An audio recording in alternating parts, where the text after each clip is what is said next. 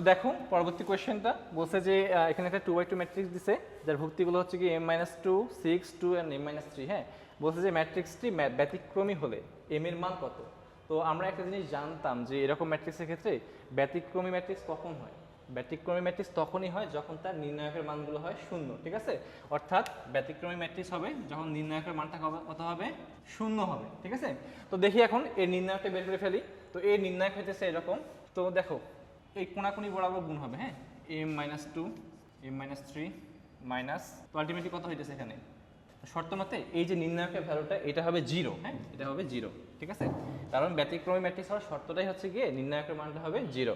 তো এখান থেকে কত আসে, এখানে নর্মালি মিডল টার্ম করবো আমরা। তো মিডল টার্ম করলে কি আসে এখানে -6 = 0 হ্যাঁ, এখান থেকে তুমি m কমন নিতে পারো। তো এখান থেকে চলে আসে দেখো m-6 এটা একটা উৎপাদক অ্যান্ড m+1 এটা একটা উৎপাদক। ওকে, এখান থেকে বলতে পারো m-6 = একবার 0 হবে, এখানে m পাইছো তুমি 6 এবং m+1 একবার 0 হবে, দেন এখান থেকে তুমি কত পাবা m=-1। ওকে, তো দেখো m এর মান দুইটা আছে, একটা হচ্ছে কি +6 আর একটা হচ্ছে -1। তো এখান থেকে তুমি অপশনগুলো যদি চেক করো তাহলে দেখো m+6 এবং m এর মান হচ্ছে -1, সো আলটিমেটলি অ্যান্সার হবে 3 নাম্বারটা। ওকে, এখানে দেখো আরেকটা ম্যাট্রিক্স দিচ্ছে হ্যাঁ, এটা 2x2 ম্যাট্রিক্স এবং বলছে যে ব্যতিক্রমী হলে, ঠিক আছে, ব্যতিক্রমী ম্যাট্রিক্স হলে x এর মান কত।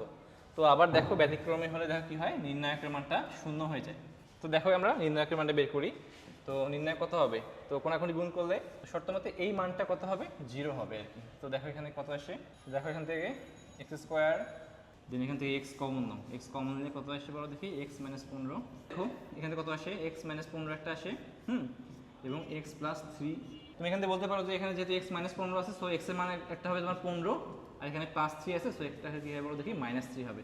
সো অ্যান্সার কোনটা হয়, 15 - 3, এটা হবে অ্যান্সার, ঠিক আছে।